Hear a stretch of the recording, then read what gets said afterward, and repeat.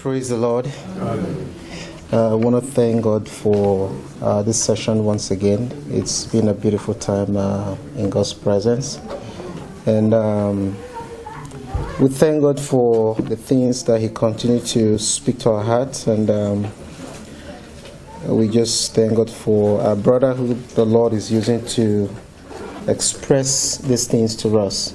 And it's our prayer that when we leave here, we shall not falter in the name of Jesus. Amen. Praise the Lord. So in light of what has been shared today, I don't know if anybody has any questions that our brother can throw more light on. If there are any questions, any areas that you want us to discuss further. I have a question. Okay, basically not relating to what we discussed today, but what we spoke about yesterday when Brother Sam was sharing in Matthew chapter 24, where the Lord mentioned verse 14. He said, "This gospel of the kingdom will be preached throughout the world, and then that will be the end." He explained that the timing of the end of this age is not governed by the situation that will come on earth. That based on the scripture, it is these situations, war and all those bad things are the beginning of sorrow. But the end is determined by the propagation of this gospel into the nations. Then comes the end. So the gospel propagation is the clock that we have to look to apprehend that we are at the end of the age. My question is relating to this gospel. I want you to bring some more light on this gospel. What is the characteristic of that gospel, so that we can see clearly what are those characteristics. Okay, sometimes Jesus was expressing concern, or like, for example, the children was coming to him, and the disciple prevent the children to come to him, and he said, don't prevent them coming to me, because the kingdom of God is like those children. So there are some areas like that where you say the kingdom of God is this, the kingdom of God is this. Is it those characteristics that he was explaining which we can relate to the kingdom of God, or do we have some other characteristic that he can bring out for us to understand that kingdom of God? So can you say that in French, so your question? Oui. Ok. In French, ma question en fait est relative à Matthieu chapitre 24, le verset 14. Il est écrit: cette bonne nouvelle du royaume sera prêchée dans le monde entier pour servir de témoignage à toutes les nations, alors viendra la fin.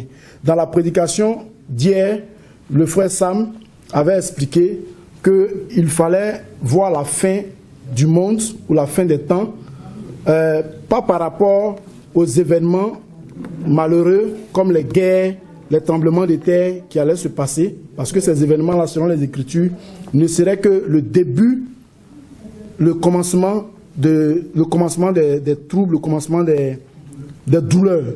Mais nous devons regarder la fin du monde comme étant déterminée par la prédication de cette bonne nouvelle du royaume. Est-ce qu'il peut nous donner quelques caractéristiques de la bonne nouvelle du royaume, de ce royaume-là? Qu'est-ce qui caractérise en fait la bonne nouvelle du royaume? C'est en fait ce que je veux avoir comme un peu d'explication. Merci. Okay. Praise the Lord.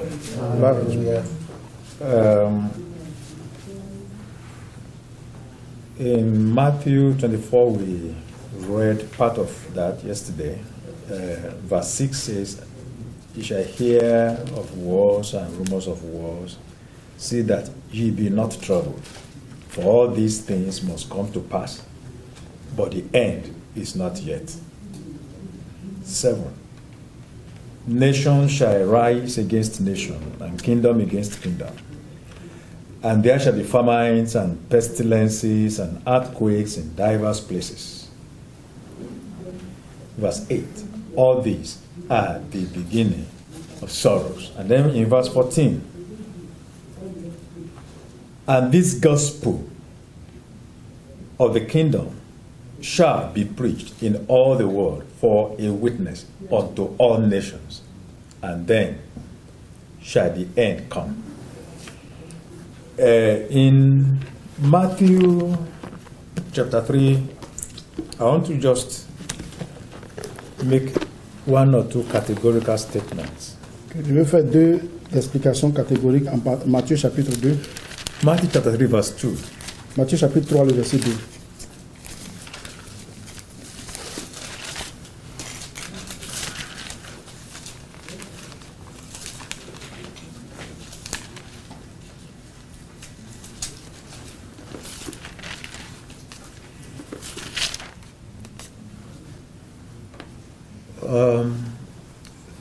I take it from verse 1.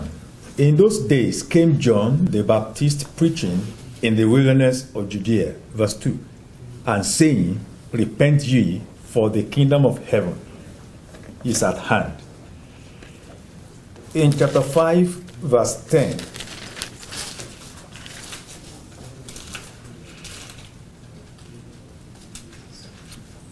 chapter 5, verse 10, "Blessed are they which are persecuted for righteousness' sake, for theirs is the kingdom of heaven." I want you to take note of the kingdom of heaven. Je veux que vous preniez soin de noter le royaume des cieux. In chapter 10 and in verse 7, Chapitre 10, verset 7 de Matthieu. this is the Lord instructing the disciples. "And as ye go, preach, saying, The kingdom of heaven is at hand." Allez prêcher et dites, le royaume des cieux est proche. The kingdom of heaven. Some people have said that the kingdom of heaven and the kingdom of God are interchangeable. Certaines personnes ont dit que le royaume des cieux et le royaume de Dieu sont deux termes interchangeables. C'est les mêmes. It's not a complete statement to say they are interchangeable. Ce n'est pas totalement vrai de dire qu'ils sont interchangeables.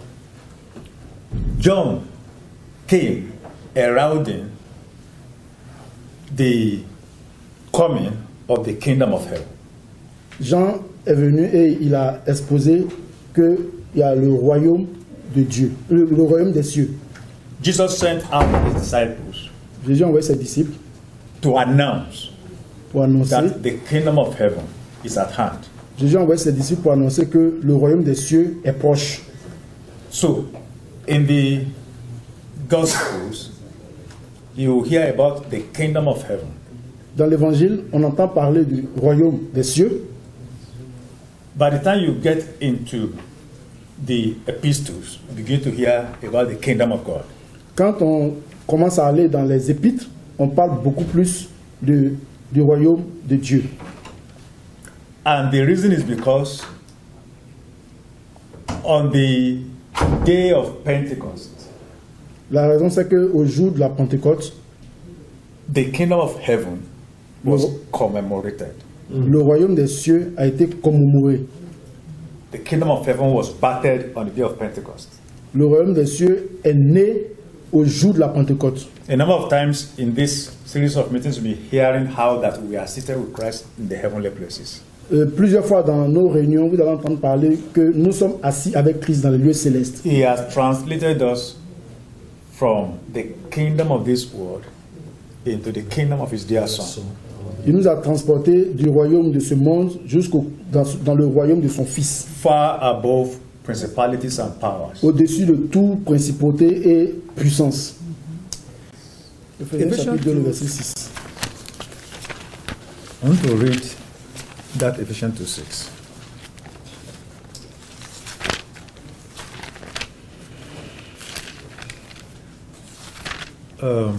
It says,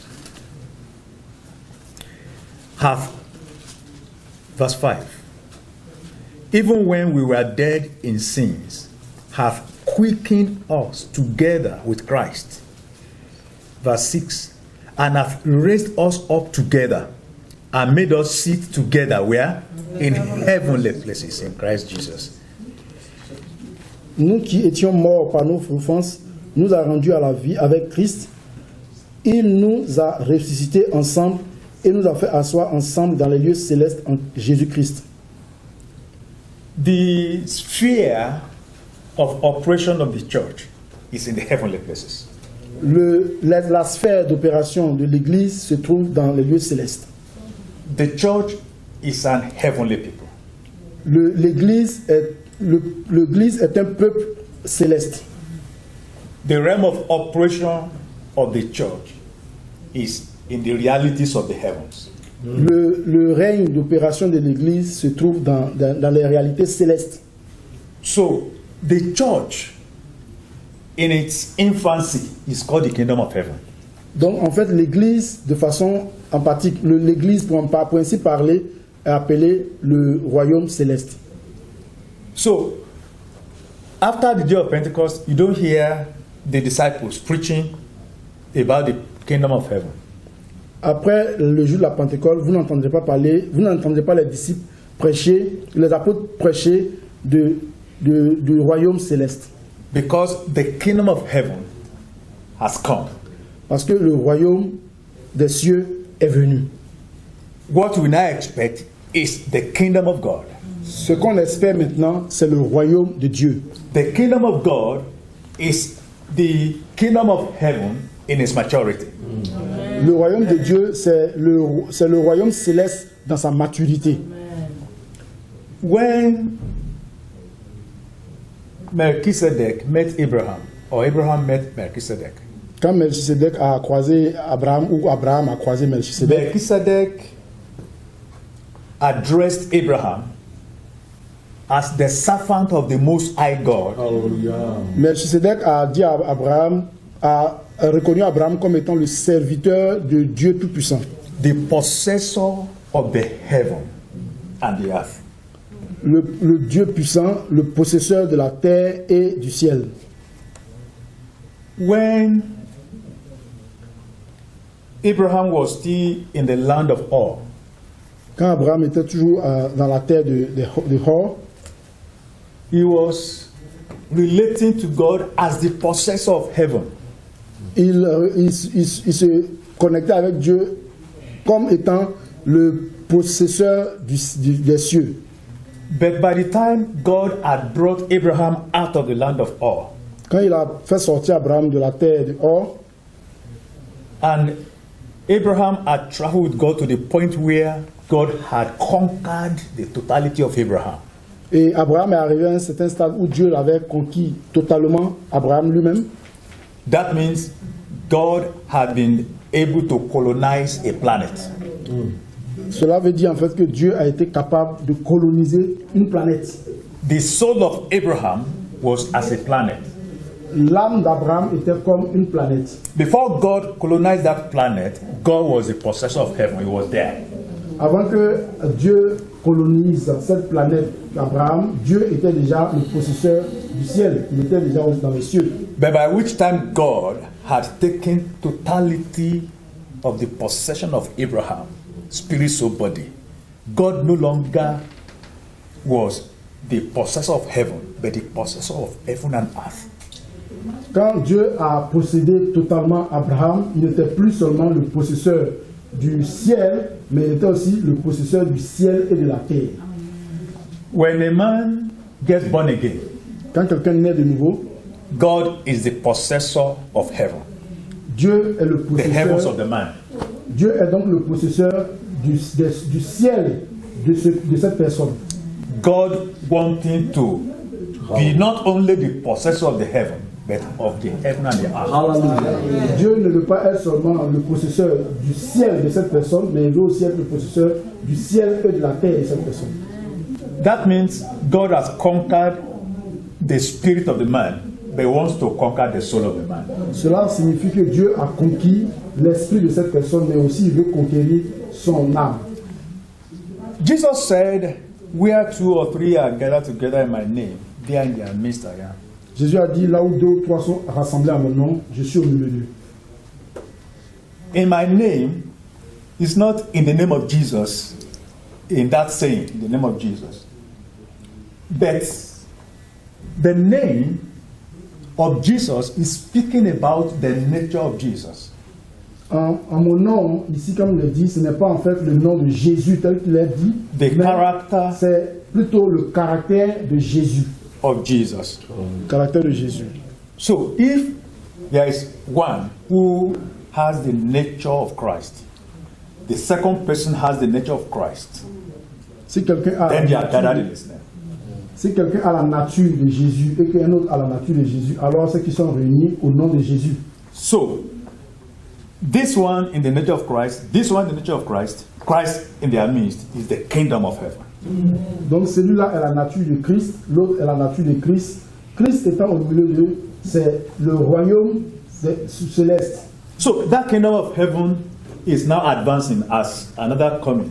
As another coming. Another coming. Donc ce The royaume, kingdom of heaven is expanding. ce royaume des cieux-là est donc en train de s'élargir chaque fois que quelqu'un vient à Christ, un autre vient, un autre vient, un autre vient. If you look at Daniel chapter 2, I think we stumbled on it last night. Si vous regardez Daniel chapitre 2, je pense That qu'on a parlé de stone ça that was hier. caught without a hand. Cette pierre qui a été lâchée par la main de That prophecy d'aucune main. said that stone is a kingdom. Donc cette prophétie dit que cette pierre-là était un royaume. It starts as a stone caught without a hand, Il a commencé comme une pierre qui a été lâchée sans la main d'aucune personne, but that it filled the whole earth. mais cette pierre a rempli toute la terre. So when it's a stone that was caught without a hand, it's the kingdom of heaven. Donc quand c'est une pierre qui a été lâchée sans la main d'aucune personne, c'est le royaume céleste. By the time that stone has filled the whole earth, it has become the kingdom of God. Donc quand cette pierre a donc rempli toute la terre, c'est devenu donc le royaume de Dieu. So the church, the church of the living God is the kingdom of heaven while it is still maturing. Donc l'Église est appelée, le royaume des cieux quand il est encore en train d'aller vers la maturité.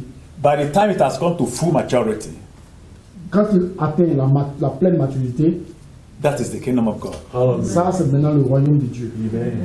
And by that time, Et en ce moment-là, the kingdom of this world will be swallowed up. le royaume de ce monde sera englouti. So in Romans 14:17, Paul said, the kingdom of God is righteousness. Dans Romains chapitre, It is Romains chapitre, 14:17. ok, dans Romains chapitre 14, le verset 17, il est dit que le royaume, I hope it's Romans 14:17. Yes, it should be 14:17.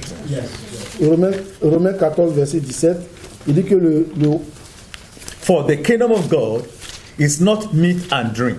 car le royaume des That cieux, phrase, meat and drink, is not the food we had this afternoon, donc, or the drink we drank this afternoon. It's talking about the rituals, the priestly rituals, offerings and sacrifices. The kingdom of God is not the offerings and priestly sacrifices, but it is a righteousness and joy and peace and joy in the Holy Ghost. donc ce verset qui dit que le royaume des cieux, ce n'est pas le manger et le boire. Le terme manger et le boire ici, ce n'est pas la nourriture que nous avons mangée ou bu, mais en fait c'est les rituels qui sont effectués par le sacrificateur. Donc il veut ici dire que le royaume des cieux, ce n'est pas les rituels qui sont effectués par le sacrificateur, mais c'est plutôt la justice et la justice et la paix. And I think Ephesians 4:24. Let me see what it says. Regardons Éphésiens 4, 24 pour voir qu'est-ce qu'il dit. Yes. And that ye put on the new man, which after God is created in righteousness and true holiness. Et a revêti l'homme nouveau créé selon Dieu dans une justice et une sainteté qui produit la vérité. So, the kingdom of God is righteousness. It justifies us, and in 1 Corinthians 1:30, we are told that we are the righteousness of God in Christ Jesus. Le royaume de Dieu, c'est la justice, c'est la vérité, c'est la justice. You see, Et nous sommes la justice de Dieu. you see the beauty, you see moral beauty developing in us as we progress in these things, as we submit to the ministries coming. Donc pendant que nous nous soumettons au ministère de Dieu, nous voyons la beauté morale qui se construit en nous. So the kingdom of heaven, God himself has faith in himself that the kingdom of God, look at what Jesus said in the prayer. The disciples said, teach us how to pray. Regardons ce que Jésus a dit au moment où ses disciples ont Matthew dit, chapter 6 verse 10. enseigne-nous à prier. Matthieu chapitre 6, le verset 10. Verse 9 says, after this manner, therefore, pray ye, our Father which art in heaven, hallowed be thy name. Verse 10, thy kingdom come, thy will be done in earth as it is in heaven. Il a dit, Thy kingdom come. il a dit, que ton règne vienne, que ta volonté soit faite sur la terre comme au ciel. Now, he has said this, thy kingdom come is the prayer you should begin to pray. But when you go out to preach now, announce that the kingdom of heaven is at hand. Il priait, il a enseigné la prière, il a dit, que ton royaume vienne. Mais quand il a dit à ses disciples, allez pour enseigner, il dit, quand vous allez enseigner, dites que le royaume des cieux est proche. Okay, you want Le royaume des cieux. add to it or Yeah, no. question? So that was my thought when thinking when we were talking about that. That was what's our responsibility as a church in bringing the kingdom of heaven, being helping the church mature to reach the kingdom of God. What's our responsibility here? And do we have an input into that as a Christian? Do we have to go and make and work for the growth, the maturity? All that is happening this way is all part of it. Number one, I think a word came earlier on that says that. The same question came yesterday. I even you said something yesterday night in that direction. That you see, God is doing a work in us, and then is equally at the same time using us to reach out to other people. Hallelujah. You understand? So, but then, before God can reach out to the man there, he must conquer us first. Amen. So he's conquering us, and through us, Conquer. he's conquering. Hallelujah. So he goes forth on that white horse, conquering and conquering. Donc ici, c'est de ça qu'on parlait un peu hier. L'action que Dieu fait, c'est qu'il vient nous conquérir, et puis au moment où il nous conquiert, il nous demande d'aller vers d'autres personnes. Et donc, pendant qu'il travaille à nous conquérir, il travaille au travers de nous pour conquérir d'autres personnes. So you can see the mind of God has been revealed by Christ in this Matthew 6:10. Thy kingdom come, thy will be done. The character of the kingdom of God is that his will is done. In heaven, no contention. Yes. So where there is contention is here. So let your will be done. So by the time the will of God, 100% is done on earth, then that is the expression of the kingdom of God. Donc, en fait, ici, dans la prière qui est mentionnée ici, c'est que, d'abord, dans les cieux, il n'y a pas de difficulté pour la volonté de Dieu d'être établie, parce que c'est déjà fait, mais sur la terre, on a besoin que la volonté de Dieu soit établie, et c'est là notre prière. Une fois que cette volonté est établie sur la terre, ainsi donc, le royaume de Dieu aura été établi. So the medium of God accomplishing His kingdom on the earth is the church. Donc, pour Dieu, l'action par laquelle, ou le canal par lequel Dieu accomplit son royaume sur la terre, c'est à travers l'Église. So have I done some little? Est-ce que... No, it's you. You asked Greg. Yes, that is a part of my question. Okay. That the answer, a part of it is like the kingdom of God and the Okay. kingdom of heaven. That also It's like was, what is I've answered. What is the kingdom of God? yeah. Now You have the issue answered- now it's how does it? What's the characteristic of this gospel? Because he said the gospel Of the kingdom. of the kingdom. So that gospel was the characteristic of it. Even Because part of it has been said. Yeah, part of it has been, yeah. Okay, let me also make one statement to capture that. I would say the gospel of the kingdom is the gospel that matures the church. Is the gospel of sonship, bringing men into sonship. Okay. Okay, I start getting it now. Donc, en fait, l'évangile cet évangile du royaume, c'est l'évangile qui met en phase ou qui met en lumière le fait d'amener les personnes à la maturité du Fils. Voilà. C'est ça le royaume. C'est l'évangile qui amène les personnes à venir à la maturité du Fils. Even though Romans 8 is very À la possession de l'héritage du Fils. C'est-à-dire, faire la sonship, c'est prendre possession de l'héritage directement, c'est-à-dire l'héritage étant à la droite, c'est-à-dire arriver à la maturité telle que tu peux réclamer ton héritage, ou alors, je comprends un peu. Okay. Another question as well is it when we get to that sonship, is it that we are acquiring our inheritance? Is it linked to that? Tu poses une question, c'est ça? Yeah, is it linked to the? C'est peut-être la traduction que je n'ai pas compris. Oui. Je Ah, veux ok. savoir si ça veut dire prendre possession de l'héritage, c'est-à-dire sonship. Est-ce que ça veut plutôt dire prendre possession de l'héritage en fait, c'est comme la maison t'appartient. Je prends un exemple. La maison t'appartient. Tu es le fils, la maison t'appartient. Tu prends possession de la maison quand tu es mature. Si le père est là, en fait, dans la réalité. C'est quand tu es mature, quand tu as 18 ans, tu dis voilà ton héritage. Est-ce que quand il dit sonship, c'est pas prendre possession de l'héritage plutôt?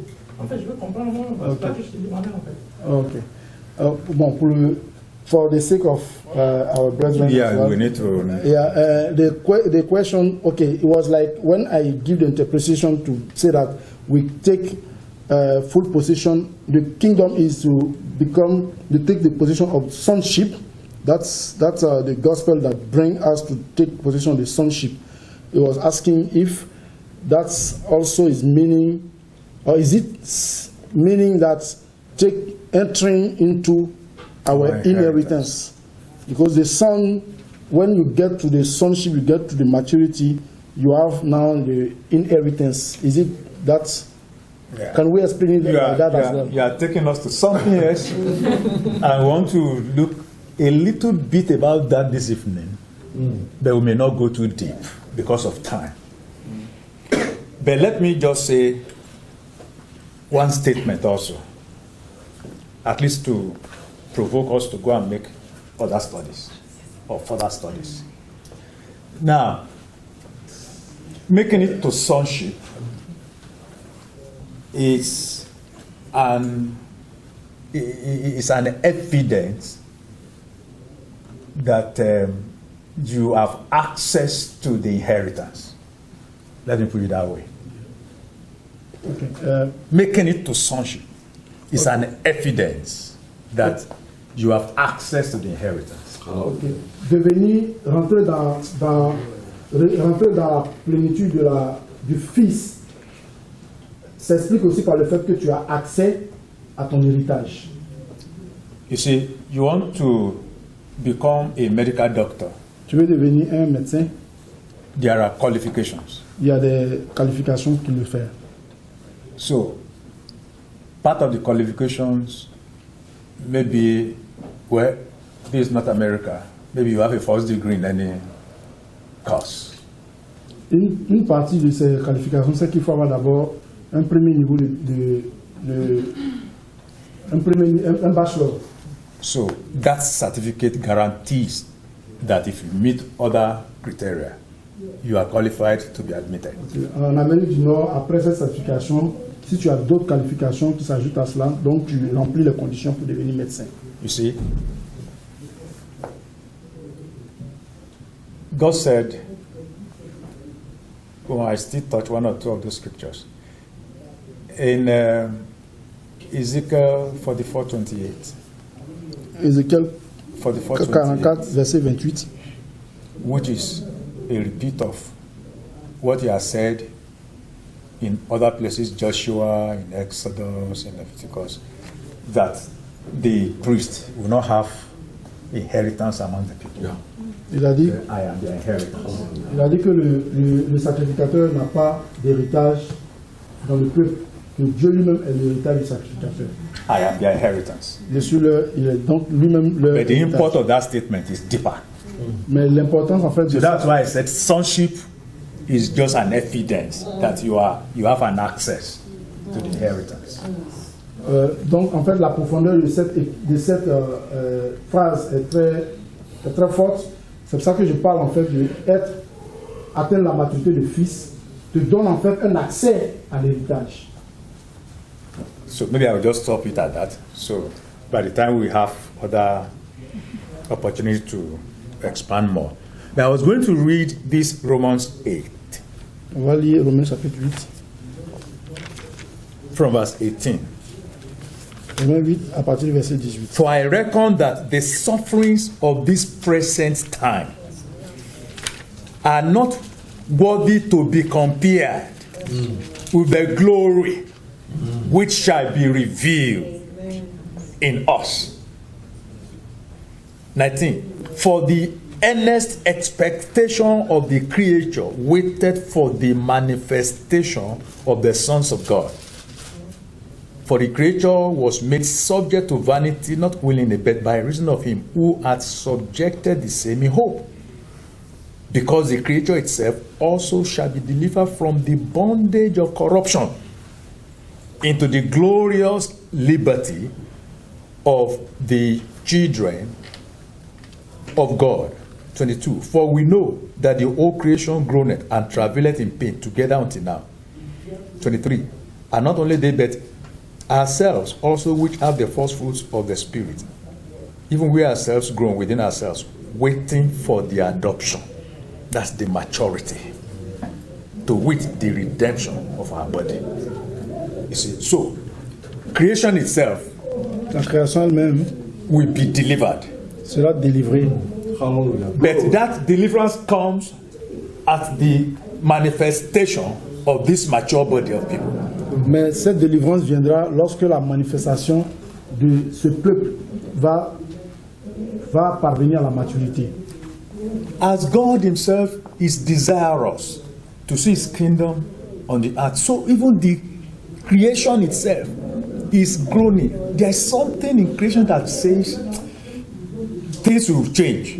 Même la création elle-même se dit qu'il y a quelque chose qui doit venir, il doit y avoir un changement. Hallelujah. And one visible sign that the creation will see that the time has come is the appearance of the mature people.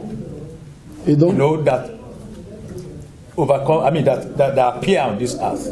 une manifestation qui permettra à la nature de savoir que le moment est venu pour la maturité, c'est lorsque les fils vont parvenir à cette maturité. You know, Jesus Christ said a parable, even though it was one in relation to the natural Israel, the other one in relation to the nations. But you can take an inference from that. He said, when you see the fig tree begin to put up leaves, and the trees, then know. So, even creation knows what signs to look for. The fig tree relates to the natural Israel. But the truth is that the church of God's purpose is also putting on leaves. It's showing forth. The beauty is coming small. Revelation 19 said, 19:10. Let me see that part first. Okay, go ahead while I look for this. Quand il parle de figuier, Jésus avait donné un peu une mention, il a dit, lorsque vous voyez le figuier porter des fruits, porter des feuilles, c'est que l'été approche. Donc, cela montre en fait que la nature elle-même, à partir de certains signes qui se passent dans la nature, ils savent qu'il y a une époque qui doit arriver. C'est vrai que le figuier, en fait, cette parabole a une référence par rapport à Israël naturel, mais il y a deux points que je veux aussi soulever. Revelation 19, Apocalypse 19. from verse 7. Apocalypse 19 à partir du verset 7. Let us be glad and rejoice. Okay, you want to open it? Apocalypse 19, verset 7. 19, I'm reading from verse 7. À partir du verset 7. 19. Let us be glad and rejoice and give honor to him. For the marriage of the Lamb is come, and his wife hath made herself ready. Verse 8. And to her was granted that she should be arrayed in fine linen, clean and white. For the fine linen is the righteousness of the saints. You see, it's something that our brother was speaking in the morning when he quoted that scripture, that by two immutable things in which it is impossible for God to lie, these things are going to happen. And they are beginning to happen. They are beginning to show forth. You see, the way ministry have been going shows that even the hearts of God's people is calling for something to make us perfect, bring us to the level where God is able to. You see, when scientists want to go and conquer a planet, they put a lot of things to it, and when they get in there and they set their foot on it's an accomplishment. Now, this is a planet, the church and humanity is a planet that God wants to conquer. You understand? And he has started by having the church. So the appearance of the church on the earth is an evidence that God is going to take over the earth. Donc, en fait, le fait pour l'Église d'être sur la terre est une indication que Dieu va conquérir la terre de façon totale. Lorsque les scientifiques cherchent à aller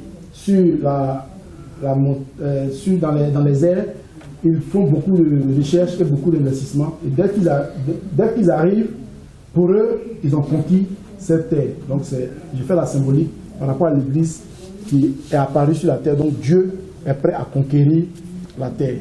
Now, when you go back to Eden, God said, come, let us make man in our image, after our likeness, and let them have dominion. So God's intention is that man has dominion. And because man is governed by him, that means he's the one who is having dominion. But by deception, Satan, by deception took it away. So now when we talk about the kingdom of God, now we have the kingdom of Satan ruling over the world. But the end of that is here. What God envisioned from Eden is taking place and is to take over the whole world and express Satan out of here. dans le jardin d'Éden, lorsque Dieu a dit créons l'homme nous allons créer l'homme à notre image, selon notre ressemblance, et que l'homme puisse dominer. Donc l'idée de Dieu, c'est que l'homme puisse dominer. Et puisque l'homme est fait à la création, à l'image de Dieu, le fait pour l'homme de dominer, c'est que c'est Dieu qui est en train de dominer. Et le diable est venu pour pervertir cette action, et actuellement le royaume de ce monde, c'est le royaume du diable. Mais Dieu va parvenir avec les chrétiens à dominer le monde. So, if there is a body that is rising and rising in our hearts, is that we see the manifestation of the kingdom of God in our life. S'il y a quelque chose qui nous vient à cœur de façon pressante, c'est que nous voyons la manifestation du royaume de Dieu dans notre cœur. This will be accomplished, let me say, in 3 ways. Ça va se faire dans 3 dimensions. One is by our willingness to submit to his rule totally. Premièrement, c'est notre volonté de nous abandonner totalement à la volonté de Dieu. 2 is in the place of praying every day. Deuxièmement, c'est en la place de la prière tous les jours. For the outworking of these things in our lives. Pour que cela puisse se matérialiser dans notre vie. And I think those are 2 major ways. And 3 is by cooperating with the Holy Ghost.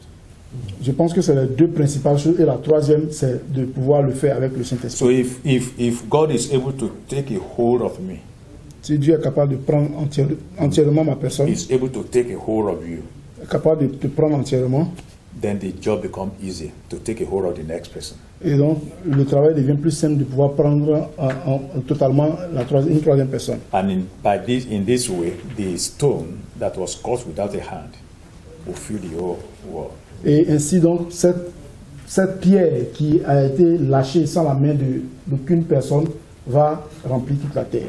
Praise the Lord. Hallelujah. Glory. Yeshua.